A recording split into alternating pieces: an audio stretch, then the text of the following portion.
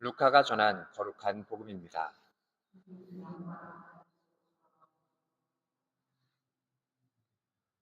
티베리우스 황제의 치세 제15년 본시오 빌라도가 유다 총독으로 헤로데가 갈릴레아의 영주로 그의 동생 필리포스가 이투레아와 트라코니, 트라코니티스 지방의 영주로 리사니아스가 아빌레네의 영주로 있을 때 또 한나스와 카야파가 대사제로 있을 때 하느님의 말씀이 광야에 있는 지카르야의 아들 요한에게 내렸다.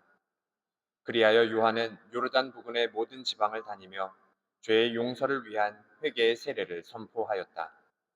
이는 이사야 예언자가 선포한 말씀의 책에 기록된 그대로이다. 광야에서 외치는 이의 소리, 너희는 주님의 길을 마련하여라. 그분의 길을 곧게 내어라. 골짜기는 모두 메워지고 산과 언덕은 모두 낮아져라. 구분대는 곧아지고 거친 길은 평탄하게 되어라. 그리하여 모든 사람이 하느님의 구원을 보리라. 주님의 말씀입니다.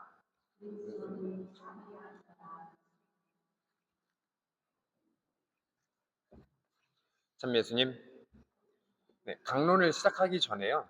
잠깐 이제 나누면서 뭐 말씀을 드려야 될 부분이 있을 것 같아서 이게 먼저 그 이야기를 하려고 합니다. 원래 오늘 12월 8일이 성모님의 원죄 없으신 잉태 대축일, 우리가 옛날 표현으로 하면 무염시태 대축일입니다.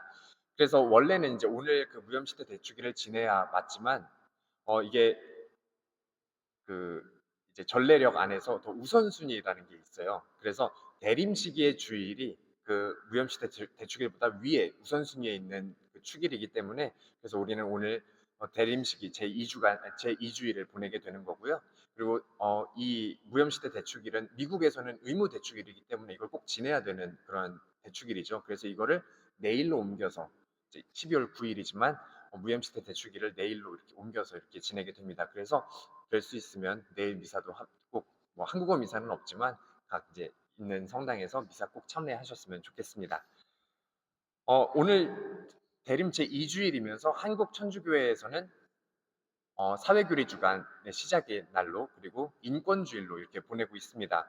그래서 특별히 또 인권에 대해서 이렇게 생각을 하다 보니까 또 며칠 전부터 지금까지 또 이어지고 있는 내용이죠. 한국에서 참 마음 아픈 일이 일어났죠. 그래서 그 얘기를 먼저 좀 이렇게 해보려고 합니다. 이게 사실 뭐 어떤 뭐 정치적인 뭐 그런 어떤 이유를 떠나서도 그냥 인간적으로 인권을 봤을 때 인간의 존엄성을 생각을 했을 때 일어났었어도 안 되고 일어날 수도 없고 앞으로도 더더욱 일어나서는 안 되는 그러한 일이었죠. 계엄령이라니 이게 2024년에 이게 말이나 되는 그런 소리입니까? 그런 생각을 하다가 보니까 꼭 한국에서뿐만이 아니라 지금 이 전 세계 곳곳에서도 그렇게 인권이 존중받지 못하는 그러한 사례들이 참 많이 일어나고 있다라는 생각이 들었습니다. 전쟁은 물론이고요. 뭐 러시아에서도 그렇고 이스라엘에서도 그렇고 뭐 각 나라 안에서도 인권이 탄압받는 그러한 사례들을 우리는 어렵지 않게 마주할 수 있죠. 그래서 이 인권 존중, 인간의 존엄성에 대해서 먼저 생각을 해보고 싶어요. 이게 그냥 우리가 법적으로 정해서 우리가 인권을 존중해야 한다 하는 그러한 차원에서의 인권 존중이 아니라 신앙적인 차원에서 인권을 존중한다는 것, 인간의 존엄성을 생각한다는 것이 어떤 의미일지 오늘 복음을 통해서 한번 살펴보고 싶습니다. 오늘 복음은 어, 이제 세례자 요한이 이사야 예언자에 이사야 예언서에 나와 있는 그 말씀을 그대로 전달해 주는 이런 내용인데요.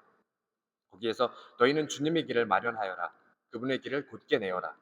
골짜기는 메워지고 산과 언덕은 모두 낮아져라 하고 그렇게 이야기를 합니다. 이게 뭐 옛날에 그냥 쉽게 표현하듯이 뭐 어디 산 나라시 이렇게 해가지고 다 평탄하게 만드는 그러한 작업을 이야기하는 게 아니라 그걸 영적인 의미로 생각을 했을 때 하느님 앞에 선 인간의 모습을 상징적으로 드러내는 표현이 아닐까 하는 생각을 해봅니다. 이게 메시아가 오셨을 때 이 세상에 벌어지게 될 그런 일들에 대해서 이야기를 해주고 있는 건데 하느님 앞에서 인간이 높은 자리에 있는 사람도 낮은 자리에 있는 사람도 없다는 그런 의미가 아닐까 싶어요. 하느님 눈에서 봤을 때는 건강한 사람이나 약한 사람이나 악한 이나 선한 이나 높은 사람이나 낮은 사람이나 다 똑같은 하느님의 사랑받는 자녀이지 않을까 싶습니다. 그러한 관점에서 다른 사람들을, 내 이웃들을, 내 주위 사람들을 바라봤을 때 똑같이 사랑받는 하느님의 자녀로 진정한 의미의 평등을 우리가 생각해 볼 수 있지 않을까. 그렇게 묵상해 봅니다. 그리고 이거를 각각의 개인의 어떤 신앙에 적용을 해 보고 싶어요. 이게 내 안에 적용을 했을 때 그러면 그리스도가 내 안에 오셨을 때 어떠한 일이 벌어지는가? 우리가 살아가면서 마음의 어떤 감정이 요동치는 그러한 경험들을 다 해 보셨을 겁니다. 때로는 기쁨에 넘쳐서 가득 차 있을 때도 있고요. 때로는 디프레스 돼서 이렇게 다운이 되어 있을 때도 있습니다.